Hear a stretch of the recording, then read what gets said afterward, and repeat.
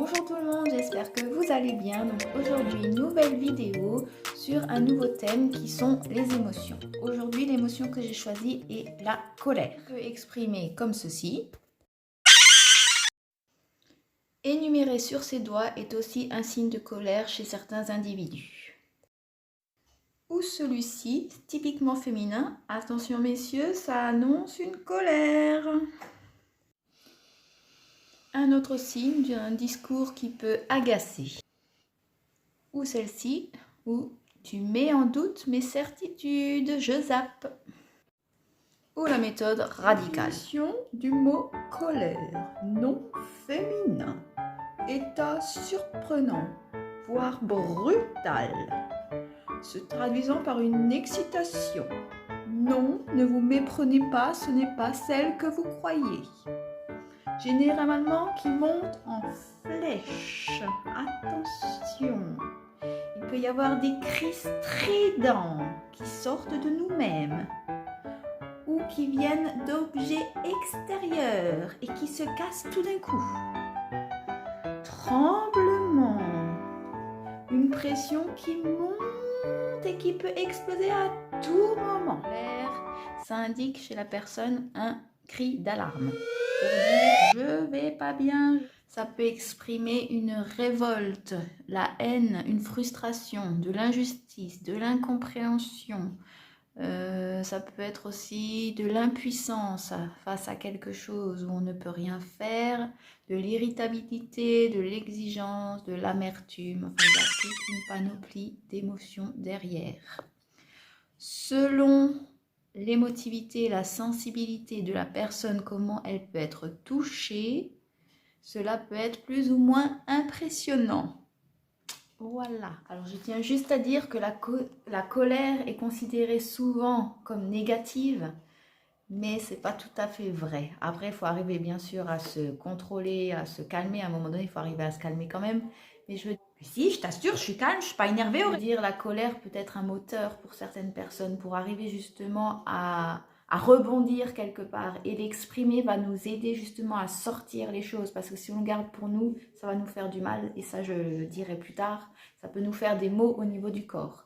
Donc exprimer, et ça peut être, comme dit, un bon moteur pour justement rebondir à autre chose. Deux façons d'exprimer sa colère, soit en exprimant, en extériorisant notre colère,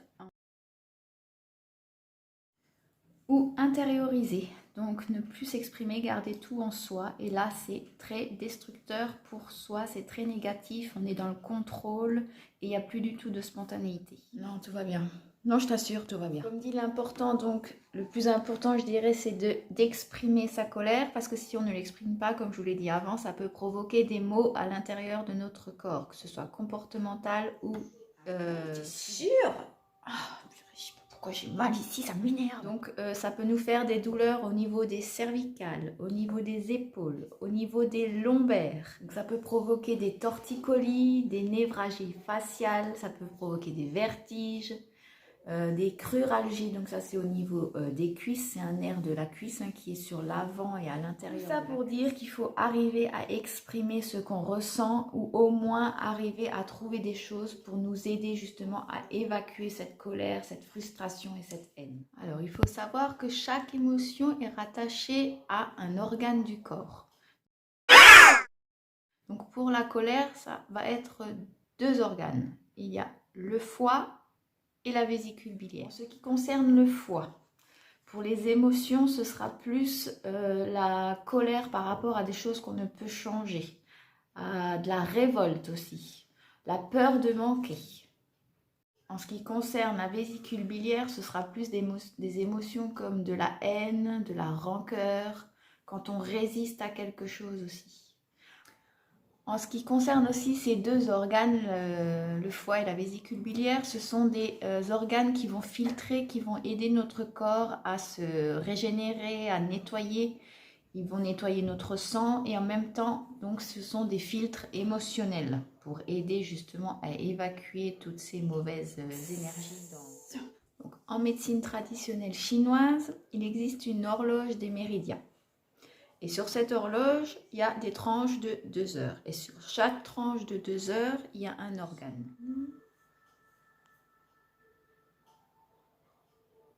Par exemple, la vésicule biliaire, ce sera entre 23h et 1h du matin, la tranche horaire. Pour le foie, ce sera entre 1h du matin et 3h du matin. Donc maintenant, par exemple, si vous avez tendance à vous réveiller toujours à ces horaires-là, c'est que votre organe est en manque d'énergie. Alors, que faire justement pour apaiser toute cette colère, cette frustration, cette rancune, cette révolte, cette injustice? Alors, il y a différentes façons pour arriver à se rééquilibrer par rapport à ce problème. Dis-nous tout, dis-nous tout, dis-nous tout. Alors, la saison associée est le printemps. Alors, pourquoi le printemps? Le printemps, déjà, c'est une saison de transformation. On peut le voir autour de nous, comme la nature, par exemple, se transforme. L'hiver, tout dort.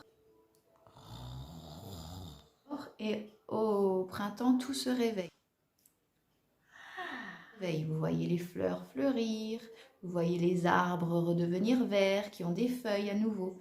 Eh bien, nous, c'est pareil. Nous, on va... Voilà, avoir une nouvelle énergie, on va pouvoir se réveiller, on va avoir de l'énergie déjà pour avancer, on n'aura plus cette sensation de stagnation qui va nous mettre en colère justement parce que voilà, on n'arrive pas à réagir. Là, il y aura une sensation de renouveau, une sensation aussi de créativité, on va mettre en œuvre nos projets, on va avancer et il n'y aura plus de stagnation. Ce qui est bien de faire aussi, c'est pour mettre en œuvre directement nos nouveaux projets au printemps, c'est qu'en hiver, par exemple, à la nouvelle année, par exemple, ce que l'on fait généralement très souvent, c'est les résolutions de la nouvelle année. Et ça, c'est vraiment très important de les mettre même sur papier, d'énumérer ce que vous aimeriez changer dans votre vie, transformer, ce que vous aimeriez rajouter, les projets que vous pouvez avoir, que ce soit privé ou professionnel, les mettre sur papier. Ne plus être en colère. Avancer. Et au printemps, les reprendre et voir voilà, comment vous pouvez évoluer et comment vous pouvez avancer avec ces projets-là. Alors, c'est aussi associé à l'élément du bois. Alors, quand on dit bois, on pense tout de suite à la forêt, avec ses arbres, le grand tronc qui est enraciné dans la terre, avec ses branches qui montent jusqu'au ciel. Ça fait penser au yin et au yang, à la terre et à l'air, entre le passé et le futur. Donc voilà, on passe de nouveau aux phases de transition, de changement, Aurélie. Oui, à la transformation en fait, il y a un changement quelque part. La couleur associée est le vert. Alors comme dit, n'hésitez pas à en porter. Vous pouvez soit en porter sur vous en habit, ou alors une petite excuse pour aller faire du shopping. C'est pas mal, merci Aurélie.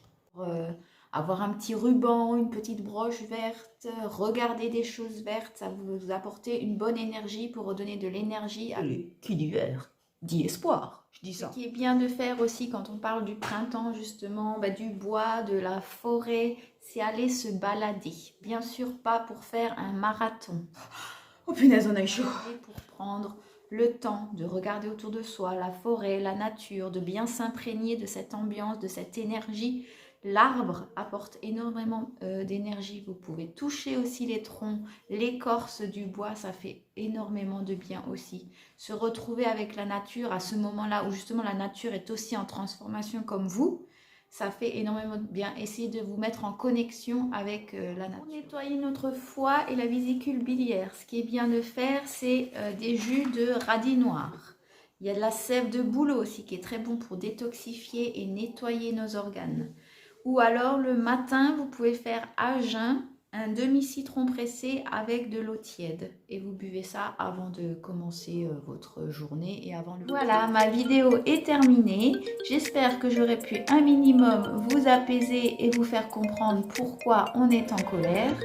Je vous invite à vous abonner à ma chaîne pour être au courant des prochaines vidéos. N'hésitez pas à me laisser des commentaires aussi juste en dessous et me proposer peut-être une autre émotion qui vous intéresserait à mieux comprendre. Je me ferai un plaisir de vous faire une nouvelle vidéo.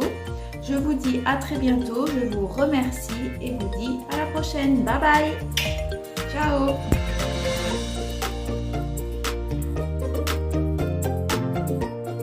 Bon il n'y a plus qu'à, hein. Allez, on se motive, on se motive, on se dit.